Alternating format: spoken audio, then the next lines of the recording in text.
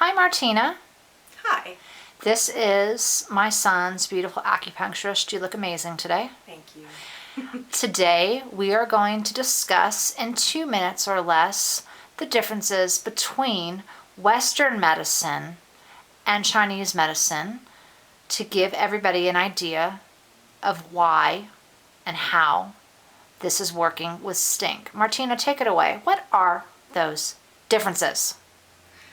Basically, Chinese medicine views the body from a bioenergetic platform, which is understanding that there's this term called qi, which basically is the vital force, the vital energy that's within every living thing. You don't mean Qi and Chong? No. I Okay. mean as in movement, body energy, body electricity, which we all have, and it emits from all of us. You know, we all understand static electricity and so forth. We do have a certain amount of electricity that runs through our bodies and is generated by our bodies. Right. This includes this vital force. It is what makes everything run.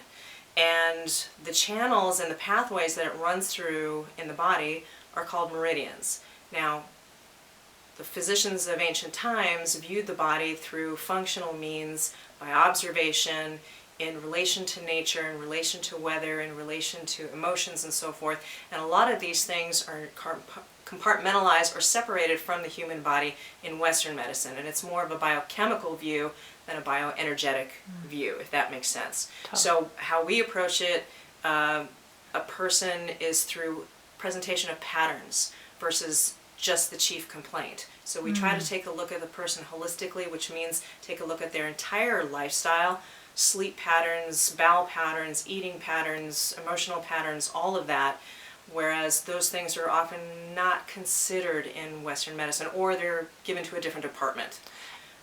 And would you say that in doing that, it might take a little bit longer to get to know the person, but if you can commit to the process, you're treating the root cause versus just masking the symptoms? And Most initial interviews and treatment sessions last a good hour, hour and a half, sometimes 2 hours. It takes a lot of questioning, a lot of interviewing, specialized exams. It's something that Western medicine really doesn't go into depth and breadth like we do.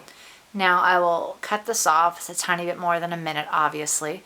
But when you first met Dominic, for example, he had a very red tongue. And what did that indicate to you, which we'll talk about in more videos?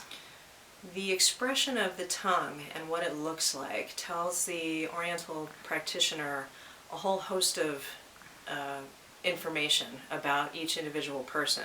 So not only did he have a red tongue, but he had a particular looking red tongue, and I'll go into the different kinds of tongues on a different video because it's really in depth.